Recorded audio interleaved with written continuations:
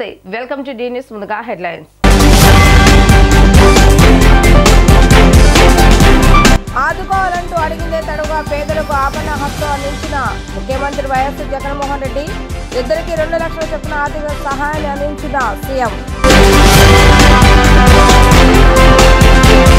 ప్రతిపక్ష చర్యలు సిగ్గుపడేలా ఉన్నాయన్న మంత్రి రజనీ గీతాంజలిని ఆత్మహత్య చేసిన తర్వాత కూడా టీడీపీ ట్రోల్ ఆపలేదని వెల్లడి నేరస్తులకు కఠిన శిక్ష పడేలా చూస్తామని వెల్లడి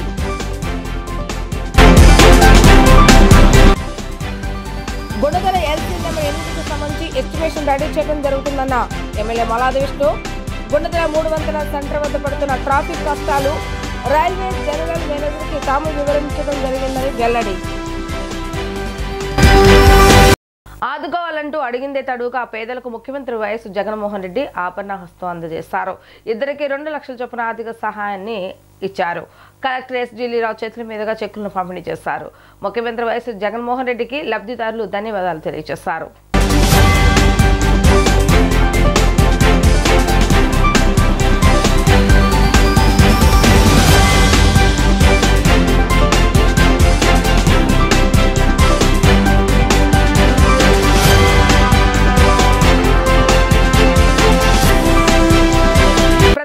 చర్యలు సిగ్గుపడేలాగా ఉన్నాయని మంత్రి రజనీ ఆవేదన వ్యక్తం చేశారు గీతాంజలిని ఆత్మహత్య యత్నం చేసిన తర్వాత కూడా టీడీపీ ట్రోల్ ఆపలేదని ఆమె చనిపోయాక కూడా ఇప్పుడు సిగ్గు లేకుండా ఆమె వ్యక్తిగతం గురించి మాట్లాడుతున్నారని ఆందోళన వ్యక్తం చేశారు వీళ్ళ చర్యలు చూస్తుంటే బాధగా ఉంది మేము ఖచ్చితంగా గీతాంజలి కుటుంబానికి అండగా ఉంటాము నేరస్తులకు కఠిన శిక్ష పడేలా చూస్తామని ఆమె అన్నారు ఈ ఎపిసోడ్ చూసి ఇప్పటికీ మన మధ్య లేనటువంటి వ్యక్తి మీద ఇంకా కూడా చేస్తున్నారంటే ఎంత దారుణంగా వాళ్ళ బిహేవియర్ ఉందని ఎంత మూర్ఖంగా వాళ్ళు ఆలోచిస్తున్నారనేది మనకు స్పష్టంగా అర్థమవుతుంది కాబట్టి దీనికి సంబంధించి ఎవరైతే దీంట్లో ఈ ట్రోలింగ్స్ కావచ్చు ఈ సోషల్ మీడియాలో ఈ విధమైనటువంటి వాటికి పాల్పడ్డారో వాళ్ళందరినీ ఇప్పటికీ కూడా పోలీస్ యంత్రాంగం దీని గురించి పనిచేస్తూ ఉంది కొంతమందిని ట్రేస్ అవుట్ చేశారు ఖచ్చితంగా వీళ్ళ మీద కఠిన చర్యలు ఉంటాయి కఠిన చర్యలు తీసుకుంటాము ముందు కూడా ఇట్లాంటి వాటికి ఎవరైనా డేర్ చేస్తే మాత్రం ఖచ్చితంగా వాళ్ళందరికీ కూడా వార్నింగ్ ఇస్తూ ఉన్నాము ఇలాంటివి కనుక ఎవరైనా రిపీట్ చేస్తే ఖచ్చితంగా ఇక మీ కౌంట్ డౌన్ మొదలైనట్టే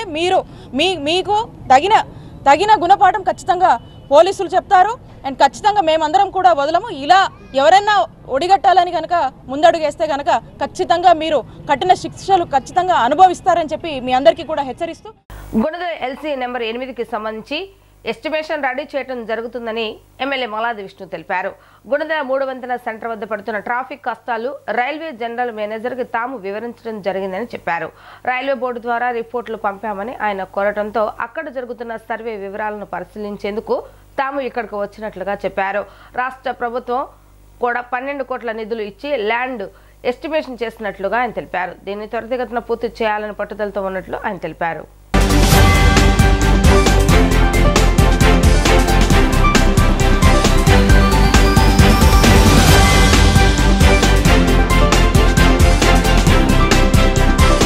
గతానికి ఇప్పటికి తేడా గమనించమని కోరుతున్నానని ప్రతి అడుగులోనూ అభివృద్ధి అంటే ఇది అంటూ ప్రతి ఇంటికి మంచి చేస్తూ అడుగులు వేస్తున్నామని ముఖ్యమంత్రి వైఎస్ జగన్మోహన్ రెడ్డి అన్నారు కనకదుర్గ వారధి వద్ద irrigation retaining wall river fund development కు సీఎం ప్రారంభోత్సవం చేశారు విజయవాడ కార్పొరేషన్ పరిధిలో పేదలకు ఇచ్చిన పట్టాలకు శాస్త్ర హక్కులు కల్పించి లబ్ధిదారులకు అందజేశారు ఈ రోజు విజయవాడలో మంచి కార్యక్రమాలు మీ అందరి చక్కటి చిరునవ్వుల మధ్య ఈ కార్యక్రమాలు జరుగుతున్నాయన్నారు విజయవాడలోనే 31,866 పట్టాలకు సంబంధించి రకరకాల కేటగిరీల్లో ఉన్న ఈ పట్టాలను రెగ్యులరైజ్ చేసి ప్రజలందరికీ మంచి చేస్తూ వీటికి సంబంధించిన సంపూర్ణ హక్కులు ఆ కుటుంబాలకు ఇచ్చే ఒక మంచి కార్యక్రమానికి ఈరోజు శ్రీకారం చుడుతున్నామని చెప్పారు ఇందులో 22A కింద పూర్తి హక్కులు లేక రిజిస్ట్రేషన్ చేయడానికి ఇబ్బంది పడే పరిస్థితిలో ఉన్న దాదాపు అన్బెక్షబుల్ ల్యాండ్స్లో ఉన్న పట్టాలను పూర్తిగా ధ్యాస పెట్టి రెగ్యులరైజ్ జరుగుతుందని చెప్పారు దీనికి సంబంధించి అవినాష్ కొన్ని సమస్యలు చెప్పాడని భ్రమరాంబాపురంలో ఏ మాదిరిగా బరియల్ గ్రౌండ్ ఇష్యూ ఉండి ఇబ్బందికర పరిస్థితిలో రెగ్యులరైజ్ కాక ఇల్లు అక్కడే కట్టుకొని దశాబ్దాలుగా ఉంటున్నప్పటికీ ఇల్లు అమ్ముకునే స్వేచ్ఛ లేక ఇబ్బందులు పడే పరిస్థితులని చెప్పాడు అవన్నీ ఈరోజు పరిష్కారం చూపుతూ రెగ్యులరైజ్ చేసే కార్యక్రమాలు జరుగుతున్నాయని అన్నారు మొత్తంగా దాదాపు 31,866 పట్టాలకు సంబంధించి రకరకాల రెగ్యులరైజేషన్ ఒకవైపు జరిగిస్తుండగా 239 కోట్లకు సంబంధించిన రకరకాల ప్రాంతాల్లో సీవేజ్ ట్రీట్మెంట్లకు ప్లాంట్కు సంబంధించిన ఫౌండేషన్ స్టోన్ కూడా ఈ రోజు వేయటం జరిగిందని తెలిపారు. ముంపునకు ఏమాత్రం గురి కాదు. ఎన్నో ఏళ్ల చిరకాల కళాకృష్ణలంక రిటైనింగ్ వాల్ గౌరవ రాష్ట్ర ముఖ్యమంత్రి వర్యులు శ్రీ వైఎస్ జగన్మోహన్ రెడ్డి గారు నిర్మించి ఈ రోజు ప్రారంభోత్సవం చేసినటువంటి శుభతరుణం.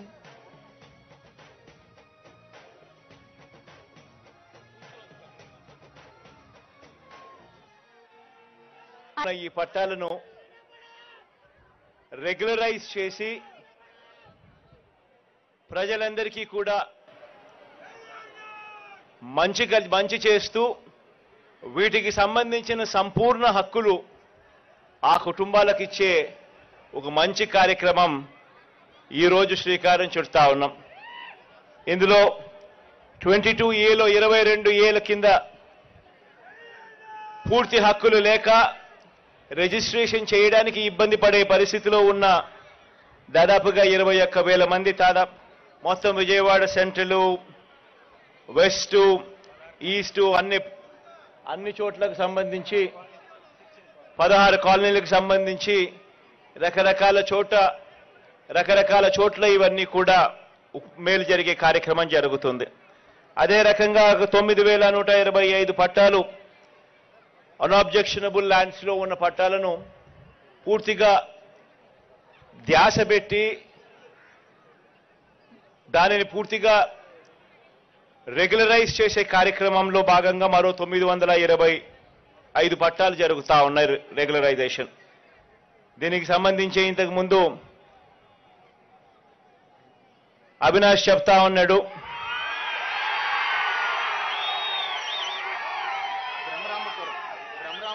బ్రహ్మరామపురంలో ఏ మాదిరిగా బరియల్ గ్రౌండ్ ఇష్యూ ఉండి ఏ మాదిరిగా చాలా కంటే చాలా ఇబ్బందికర పరిస్థితిలో ఏ మాదిరిగా రెగ్యులరైజ్ కాక ఇల్లు అక్కడే కట్టుకొని దశాబ్దాలుగా ఉంటున్నప్పటికీ కూడా ఇల్లు అమ్ముకునే స్వేచ్ఛ, ఇల్లు అమ్ముకునే హక్కులు లేక ఏ రకంగా ఇబ్బందులు పడే పరిస్థితి పేదవానికి ఉండేది అని తాను చెప్పుకొస్తా ఉన్నాడు.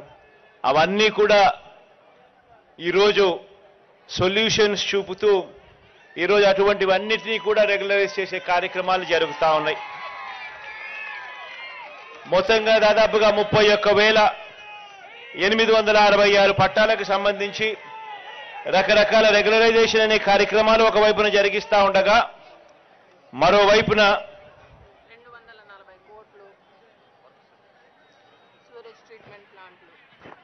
239 కోట్లకు సంబంధించిన రకరకాల ఏరియాస్లో సీవేజ్ ట్రీట్మెంట్ ప్లాంట్కి సంబంధించిన ఫౌండేషన్ స్టోన్ కూడా ఈరోజు వేయడం జరిగింది. దీనివల్ల మురికి నీళ్ళు అనేటివి మన ఇంటి పక్కనే ఉండే పరిస్థితి రాకుండా వాటిని నీట్గా ట్రీట్ చేసేసి సీవేజ్ ట్రీట్మెంట్ ప్లాంట్స్ను ఈ రకరకాల ఏరియాలో దాదాపుగా 5 ఏరియాస్లో ఈ సీవేజ్ ట్రీట్మెంట్ ప్లాంట్స్ను తీసుకొచ్చి రకరకాల ఏరియాస్లో ఇవన్నీ కూడా ఇవన్నీ ఫౌండేషన్ స్టోన్స్ 239 కోట్ల రూపాయలకు సంబంధించిన వర్కులకు సంబంధించి జరుగుతూ ఉన్నాయి. అదేవిధంగా ఇప్పుడు ఈ కరకట్టు వాళ్ళే మీరు చూస్తూ ఉన్నారు.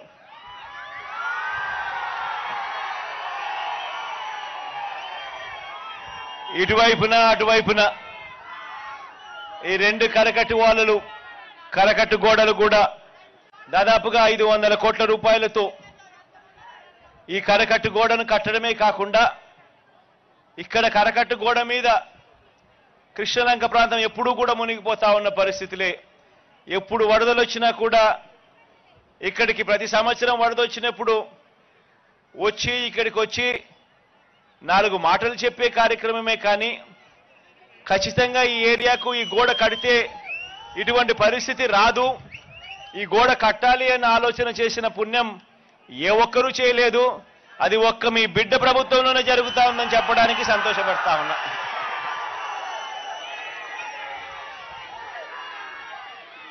కరకట్టు గోడ కట్టడమే కాకుండా ఇక్కడ మన కృష్ణలంక ప్రాంతంలో ఉన్న మన అక్క చెల్లెమ్మలు, మన పిల్లలు, మన అవ్వలు, మన తాతలు అందరూ కూడా ఆహ్లాదకరంగా సాయంత్రం పూట అలా పార్క్ లో నడుచుకొని పోయేట్టుగా ఇదంతా కూడా ఒక సుందరీకరణ చేస్తూ ఈ రెండు కరకట్టలను కట్టడమే కాకుండా కరకట్టు మీద ఆనందంగా సాయంత్రం పూట నడిచేట్టుగా, కూర్చునేట్టుగా, ఆహ్లాదకరంగా ఉండేట్టుగా దీని పొడుగున ఒక ఇటువైపున అటువైపున రెండు వైపులా మంచి పార్కులు కూడా రూపొందించే కార్యక్రమాలు కూడా జరుగుతా ఉన్నాయి. ఇదే విజయవాడలో కేంద్రంలో అధికారంలో బీజేపీ ప్రభుత్వం 2021లో అన్నదాతలకు రాతపూర్వకంగా ఇచ్చిన హామీలను అమలు పరచాలని కోరుతూ ఈ నెల 14న చలో ఢిల్లీకి రైతు సంఘాలు, కార్మిక సంఘాలు ఆధ్వర్యంలో చలో ఢిల్లీ కార్యక్రమం చేపట్టడం జరిగింది. ఆంధ్రప్రదేశ్ రైతు సంఘం జేఏసీ నాయకులు కేశవరావు, ఈశ్వరరావు తెలిపారు. రైతుల సమస్యలు పరిష్కరిస్తామని కేంద్ర ప్రభుత్వం 4 సార్లు చర్చలు జరిపినా ఎలాంటి పురోగతి లేదని ఆవేదన వ్యక్తం చేశారు. స్వామినాథన్కి ఇచ్చిన నివేదికను కేంద్ర ప్రభుత్వం అమలు చేయటం లేదని మండిపడ్డారు.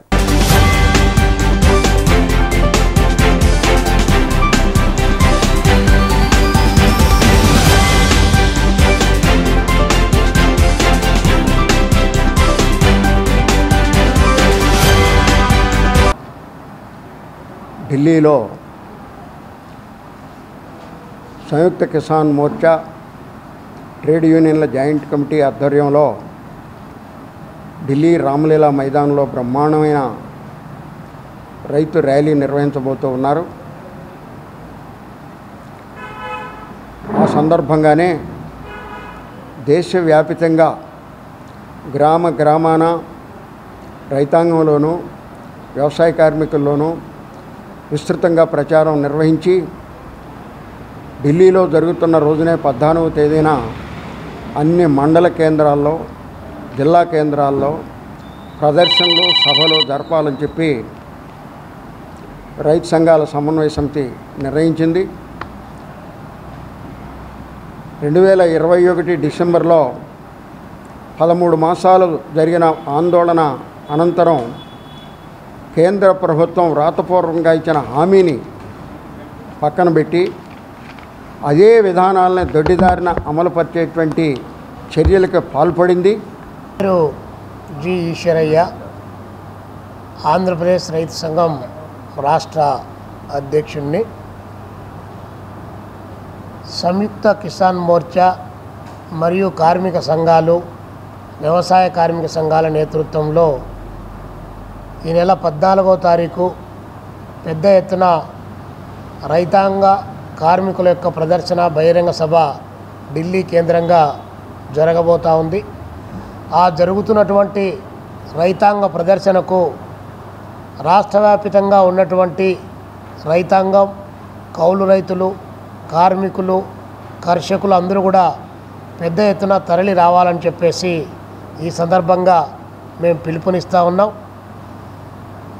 నరేంద్ర మోడీ గారు రైతాంగంతో 2021 డిసెంబర్ నెలలో వ్రాతపూర్వకంగా ఒప్పందం చేసుకొని రైతులకు కనీస మద్దతు ధర ఇస్తానని చెప్పి, స్వామినాథన్ కమిషన్ సిఫారసులను అమలు చేస్తారని చెప్పి నమ్మబలికి నట్టేట ముంచి ఈరోజు రైతాంగాన్ని మోసం చేసినటువంటి నేపథ్యంలో తిరిగి మళ్ళీ ఢిల్లీ కేంద్రంగా హర్యానా, ఉత్తరప్రదేశ్, పంజాబ్ లాంటి ప్రాంతాల బేస్ చేసుకొని రైతాంగ ఉద్యమం మరొక మారు కొనసాగుతూ ఉంది. ఈ రైతాంగ ఉద్యమానికి సమస్యను పరిష్కరించడం ద్వారా న్యాయం చేయాలని ఒకవైపున డిమాండ్ చేస్తూ ఉంటే, సమస్యలను పరిష్కరించకపోగా రైతాంగం పైన కాల్పులు జరపడం, ఒక రైతును పొట్టన పెట్టుకోవడం, అదేవిధంగా 5 మంది రైతులు గుండెపోటుతో మరణించడం, వందలాది మంది తీవ్ర గాయాలు పాలు కావడం అనేటువంటిది ఇది చాలా దారుణమైనటువంటి ఘటన. చూస్తే ఆంధ్ర రాష్ట్రంలో కూడా వెంటనే ఆ పంట రుణాలన్నీ కూడా రద్దు చేసి మళ్ళీ రీషెడ్యూల్ చేయాలి. అట్లనే రైతులకి ఇస్తానంటే వ్యవసాయ రుణాలు ఉన్నాయి, వాటిని రద్దు చేయాలి. ఆ విధంగా కనీస మద్దతు ధరల చట్టం ఖచ్చితంగా ఆంధ్రప్రదేశ్లో ఇన్ని ఒడిదుడుకుల మధ్య ఖచ్చితంగా దీన్ని అమలుపరచాలి. అందుకని ఆంధ్ర రాష్ట్ర రైతాంగం, ఆంధ్ర రాష్ట్ర కార్మిక వర్గం 14వ తారీఖు అన్ని జిల్లా కేంద్రాల్లో మండల కేంద్రాల్లో పెద్ద ఎత్తున ప్రదర్శనలో పాల్గొని కేంద్ర రాష్ట్ర ప్రభుత్వాలకి కార్మిక వ్యతిరేక రైతు వ్యతిరేక విధానాలని ప్రతిఘటించేట్టుగా ప్రజలు కదిలి రావాలని 14వ తారీఖు మండలాల్లో జిల్లాల్లో ఆ రకమైన చొరవ తీసుకొని రైతాంగం ముందుండాలని చెప్పి కోరుతా ఉన్నాం. అడిగడప డొంక రోడ్లోని రామలింగేశ్వర స్వామి కాలనీ నందు సీసీ రోడ్డు ప్రారంభోత్సవానికి మంత్రివర్యులు జోగి రమేష్ ముఖ్య అతిథిగా విచ్చేశారు. ఈ సందర్భంగా ఆయనకు పార్టీ నేతలు ఘన స్వాగతం పలికారు. అనంతరం ఆయన మాట్లాడుతూ 23 లక్షల వ్యయంతో ఈ రోడ్డు ప్రారంభించడం జరిగిందన్నారు.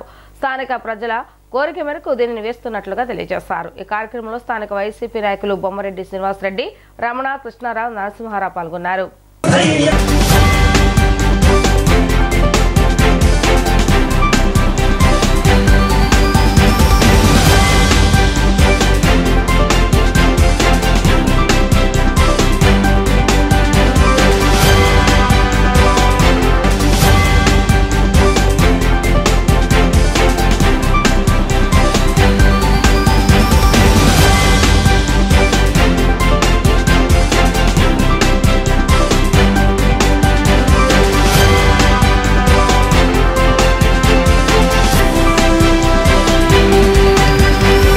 జగన్ నిజరూపం వైసీపీ నాయకులకు కొంచెం లేటుగా అర్థమైందని, వారి పొరపాటును గ్రహించి రాష్ట్ర భవిష్యత్తును దృష్టిలో పెట్టుకుని వైసీపీ నాయకులు కార్యకర్తలు టీడీపీలోకి రావటం ఎంతో సంతోషంగా ఉందని విజయవాడ పార్లమెంట్ నియోజకవర్గ తెలుగుదేశం నాయకులు కేశినేని శివనాథ్ చిన్ని అన్నారు.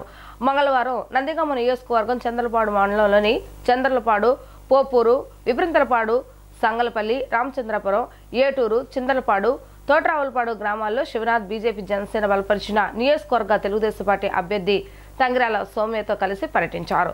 చంద్రలపాడులో జరిగిన ఆత్మీయ సమావేశంలో సౌమ్య ఆధ్వర్యంలో శివనాథ్ సమక్షంలో వైసీపీ విడి మాజీ సొసైటీ అధ్యక్షులు కొట్టూరు దశరథ రామయ్యతో పాటు 15 కుటుంబాలు తెలుగుదేశం పార్టీలో చేరాయి. రాష్ట్ర ముఖ్యమంత్రి వైఎస్ జగన్మోహన్ రెడ్డి మంగళవారం Vijayawada Krishnalanka retaining wall revenue park తదితర అభివృద్ధి పనులను ప్రారంభించారు.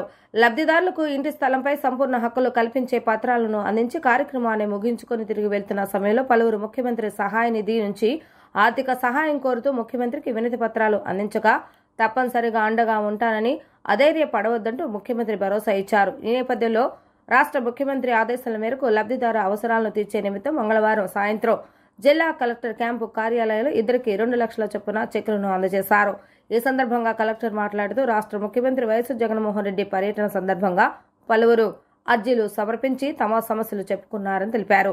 సమస్యలు విన్న ముఖ్యమంత్రి తక్షణమే స్పందించి వారికి ఆర్థిక సహాయం అందిస్తూ వారి కుటుంబాలకు భరోసా కల్పించాలని తమకు ఆదేశాలు ఇవ్వడం జరిగిందన్నారు. దీనిలో భాగంగా ఈ రోజు ఇద్దరికి 2 లక్షల చొప్పున చెక్కులను పంపిణీ చేసినట్లుగా తెలిపారు.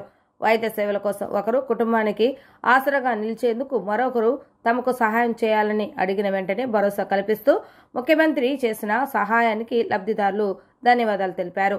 తమ కష్టాలు చెప్పుకున్న వెంటనే అర్థం చేసుకుని తక్షణమే స్పందించి సహాయం చేసినందుకు కృతజ్ఞతలు తెలియజేశారు. ఎన్నికల బాండ్ల వివరాలను వెంటనే ప్రకటించాలని సిపిఐ జాతీయ కార్యదర్శి నారాయణ డిమాండ్ చేశారు. సుప్రీంకోర్టు ఇచ్చిన తీర్పు మేరకు ఎన్నికల బాండ్ల వివరాలను ప్రకటించకపోతే ఎస్బీఐ బ్యాంకులు ఎక్కడ ఉంటే అక్కడ ప్రధాన భవనాలను తాము బద్దలు కొడతామని హెచ్చరించారు.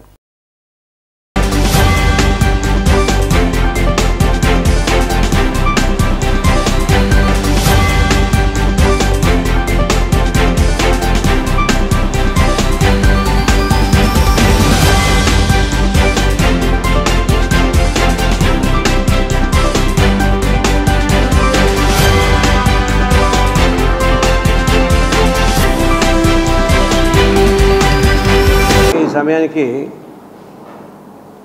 హర్యానా గవర్నమెంట్ పడిపోయింది. కొత్త బీజేపీ గవర్నమెంటు ప్రమాణ స్వీకారం చేస్తున్నాడు.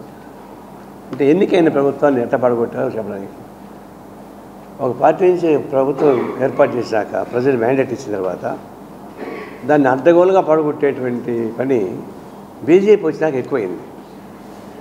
మొట్టమొదటి కూడా ఇప్పుడు గోవాలో అదేవిధంగా వాళ్ళు ఓడిపోయినా మళ్ళీ వాళ్ళ గవర్నమెంట్ ఫామ్ చేశారు. మణిపూర్లో వాళ్ళు ఓడిపోయినా వాళ్ళే గవర్నమెంట్ ఫామ్ చేశారు. కర్ణాటకలో అటువంటి ప్రయత్నాలు చేశారు. మహారాష్ట్రలో పార్టీని చీల్చేస్తున్నారు. ఈ విధంగా వాళ్ళని వ్యతిరేకించేటువంటి పార్టీలని ప్రభుత్వాల్ని కూల్దేసేటువంటి ఒక కసాయిపు వేషం మోడీ, అమిత్ షా వేస్తున్నారు. గతంలో కూడా ఇందిరాగాంధీ ఉన్నప్పుడు రద్దు చేసి చూసాం. కానీ ఇది అడ్డగోలుగా ఎన్నికైన ప్రభుత్వాలని పార్టీలు ఫిరాయింపులు చేయించడం, వాళ్ళని మైనారిటీలు పడేయడం, వీళ్ళు ప్రభుత్వం ఉపయోగం చేసుకోవడం, లేదా ఈడీలను ఉపయోగించి వాళ్ళ దాడులు చేయించడం, వాళ్ళు అరెస్ట్ చేయించడం, హరాస్ చేయడం, ఇవి ఒక క్రమ పద్ధతుల్లో ప్రభుత్వం చేస్తే ఇంక ఎవరికి పోయి చెప్పుకోవాలి?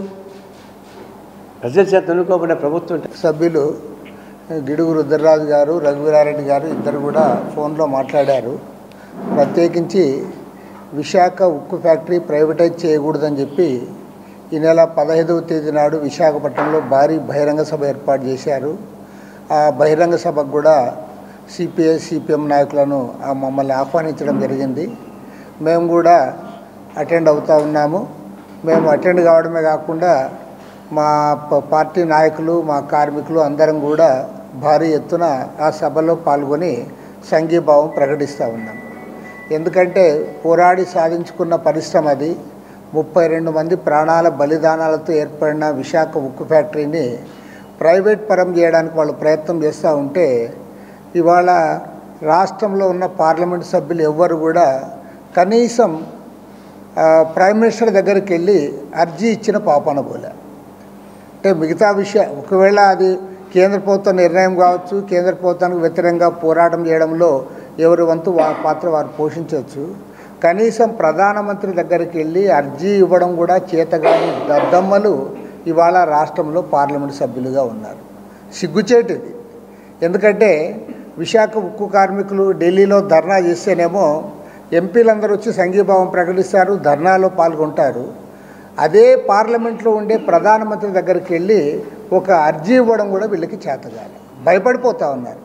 కాబట్టి ఏమంటే దీనిపైన ఒక స్పష్టమైన వైఖరి కాంగ్రెస్ పార్టీ తీసుకుంది.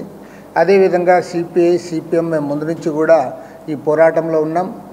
రాష్ట్రంలో 6100 ఉపాధ్యాయుల నియామకం కోసం ప్రకటించిన డిఎస్సి 2024 పరీక్షల షెడ్యూల్లో మార్పులు చేసినట్లుగా విద్యాశాఖ మంత్రి బొత్స సత్యనారాయణ తెలిపారు. డిఎస్సి 2024 పరీక్ష కోసం ఫిబ్రవరి 25వ తేదీ వరకు ఆన్లైన్లో దరఖాస్తు స్వీకరించిన సంగతి కూడా తెలిసిందే. ముందు ప్రకటించిన ప్రకారం ఈ నెల 15వ తేదీ నుంచి డిఎస్సి పరీక్షలు ప్రారంభం కావాల్సి ఉన్నప్పటికీ పలు కారణాల వల్ల ఈ పరీక్షలను మార్చి 30వ తేదీ నుంచి ఏప్రిల్ 30 వరకు నిర్వహిస్తున్నామని మంగళవారం నాడు ఒక ప్రకటనలో పేర్కొన్నారు. మొత్తం 14 రోజుల పాటు 2 సెక్షన్స్లో పరీక్షలను నిర్వహించేలా టైం టేబుల్ను రూపొందించామన్నారు. డిఎస్సి పరీక్షకు ప్రిపేర్ అవుతున్న వారు షెడ్యూల్ మార్పును గమనించాలని ఆయన సూచించారు. సెకండరీ గ్రేడ్ టీచర్ పోస్టులకు అర్హతలను మార్చడం, టెట్ పరీక్షకు డిఎస్సి పరీక్షకు మధ్య తగిన సమయం ఇవ్వటం తదితర కారణాల వల్ల షెడ్యూల్లో మార్పులు అనివార్యమని మంత్రి వివరించారు. సెంటర్లను ఎంపిక చేసుకోవడానికి మార్చి 20 నుంచి వెబ్ ఆప్షన్ల ద్వారా అభ్యర్థులకు అవకాశం కల్పిస్తున్నామని, హాల్ టికెట్లను మార్చి 25వ తేదీ నుంచి డౌన్లోడ్ చేసుకోవచ్చని తెలిపారు. నూతన షెడ్యూల్ ద్వారా లభించిన అవకాశాన్ని అభ్యర్థులందరూ సద్వినియోగం చేసుకుని పరీక్షకులకు సిద్ధం కావాలని మంత్రి బొత్స సత్యనారాయణ విజ్ఞప్తి చేశారు.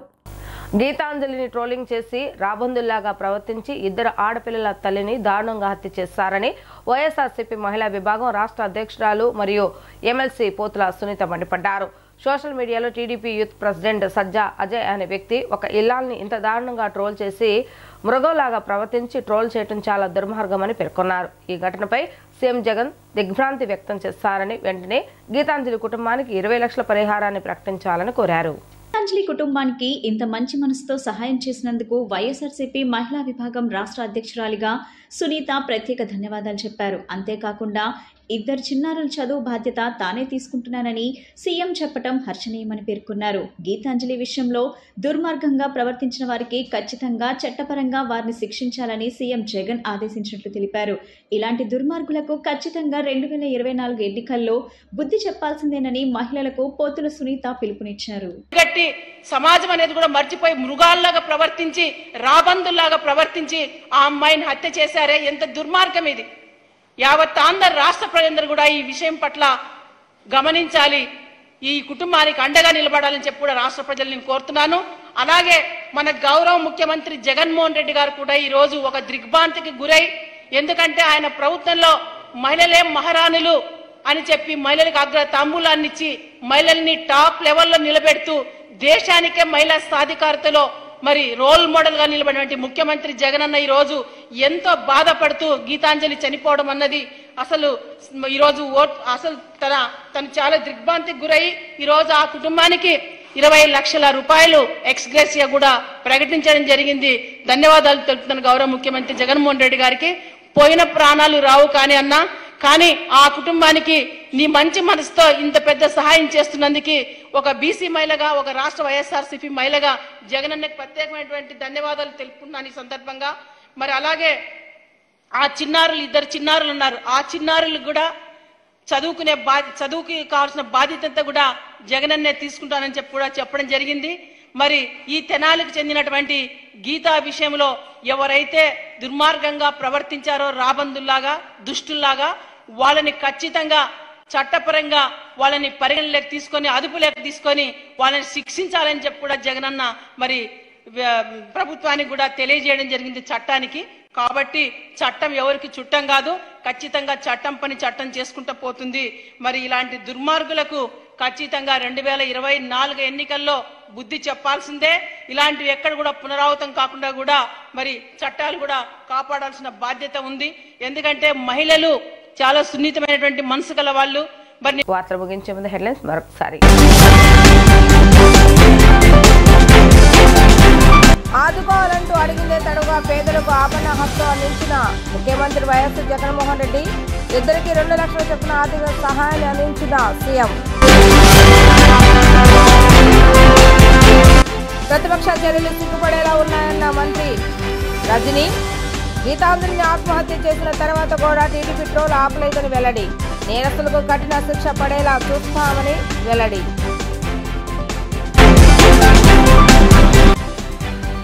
గుణదల ఎల్సీ నెంబర్ 8కి సంబంధించి ఎస్టిమేషన్ రెడీ చేయడం జరుగుతుందన్న ఎమ్మెల్యే మలాది విష్ణు.